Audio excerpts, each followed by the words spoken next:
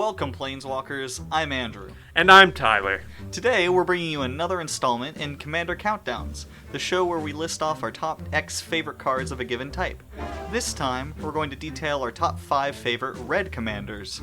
Now these are our personal favorites, but we'd love to hear about some of your favorite red commanders down in the comments. Now let's get started with my 5th favorite red commander. My first pick for a red commander is a creature I've personally only run in a Gruul deck, but Ilharg's ability is one of my favorites to play around with. Ilharg is a 6/6 boar god for 3 red with trample, and whenever he attacks, you may put a creature card from your hand onto the battlefield tapped and attacking, and you return that creature to your hand at the beginning of the next end step. He has the God Clause of War of the Spark, of being put back into your deck third from the top if he dies or is put into exile from the battlefield. This little piggy just lets you drop any creature in your hand for a turn for free, and with Ilharg as your commander, you repeat this every single turn. I love using him to get ETB triggers over and over and over again. Starting off my list at number 5, I've got Adamaro, First to Desire. He's a star spirit that casts for 1 red and has Adamaro's power and toughness are each equal to the number of cards in the hand of the opponent with the most cards. Now, I know what you're thinking. But Tyler, that card is fundamentally unplayable, and why would you waste time playing with a literal dumpster fire of a card? Well, first off, dear listener, rude. Second, I use Commander as a way to play bad cards and try to make them work. My love for Adamaro came when Andrew, my partner on this very channel, decided that the Locust God was going to be one of his favorite decks and draw what is, quite frankly, an unnecessary amount of cards throughout the game. He even has the gall to play cards like Reliquary Tower, so he doesn't even need to discard down to hand size. How garbage is that? Adamaro is my way of giving him the proverbial middle finger, as my spirit with no evasion or keywords gets arbitrarily bigger and then proceeds to get chump blocked all day by a single Locust token. I play him for the memes, and that's about it. Scorching a hole in my good linens, as well as a 4th spot on the list, is the Ogre Shaman Heartless Hidetsugu. He's a 4/3 that costs 3 red and has tap. Hidetsugu deals damage to each player equal to half of that player's life total rounded down.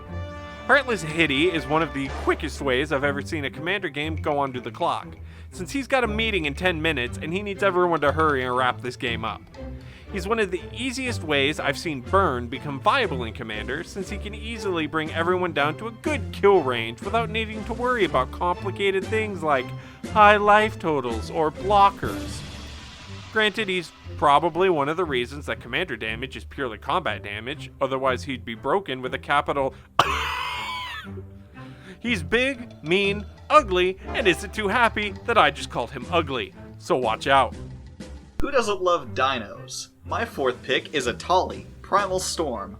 Etali is a 6/6 Elder Dinosaur for 4 red, and whenever she attacks, you exile a top card of each player's library. Then you may cast any number of non-land cards exiled this way without paying their mana costs.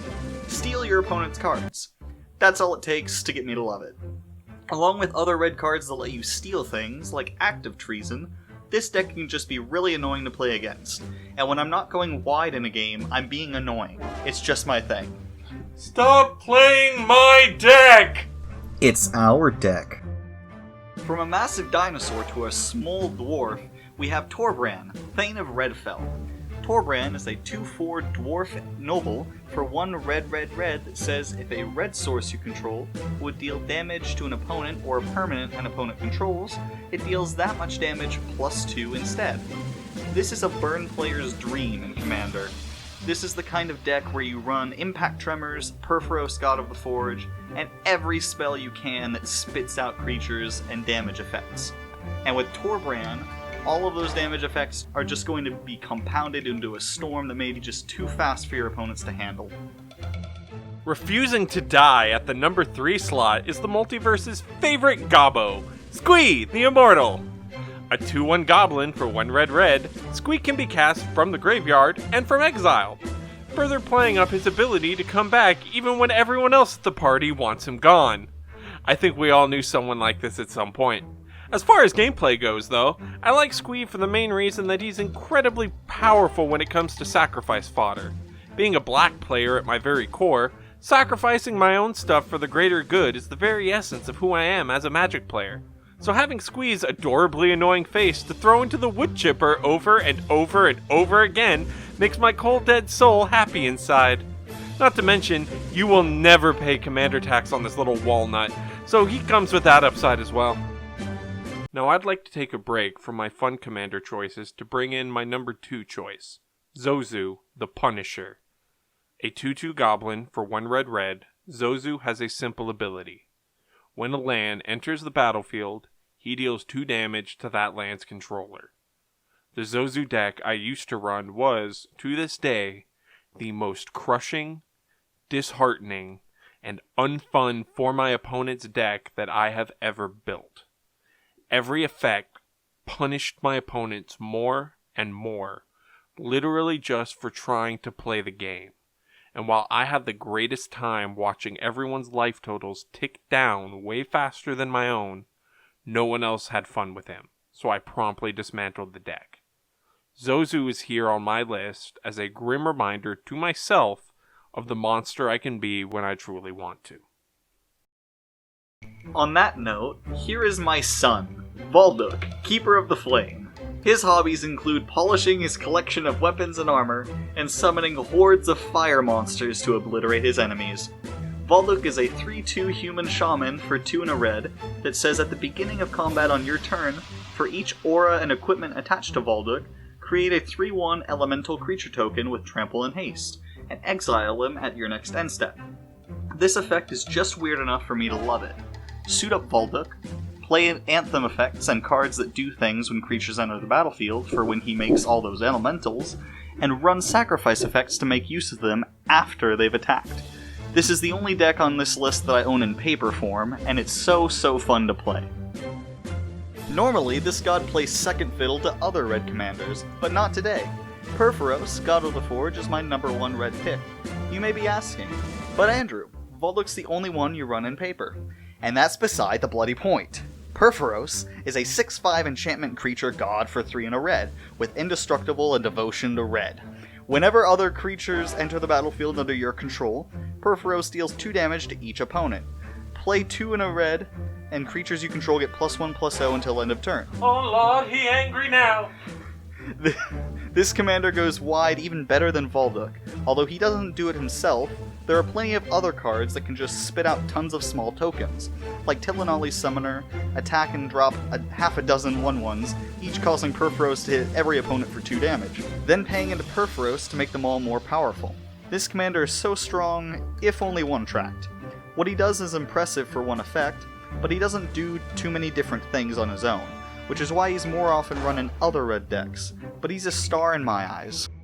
And coming back from my pit of despair with Zozu, we'll fly high with my number 1 favorite red commander, Drakuseth, Maw of Flames. A 7/7 dragon for a whopping 4 red, Drakuseth can fly, and on attack deals 4 damage to one target, and 3 damage each to up to 2 other targets. Drakuseth burninates the countryside and the peasants better than any dragon out there.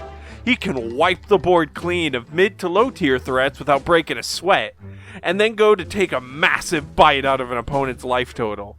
Suit him up with some equipment, and that 7/7 body can easily become a 1 or 2 shot kill. Those alone, combined with my love for dragons, are what give Drakuseth the number 1 spot on my list. Thank you all so much for watching. We'd love to hear about your favorite red commanders down in the comments below. If you enjoyed this video, leave a like, and maybe subscribe and hit the bell for notifications. Oh boy, I do love getting some information about Commander from 2 guys that live in the Pacific Northwest. Have a great day, y'all.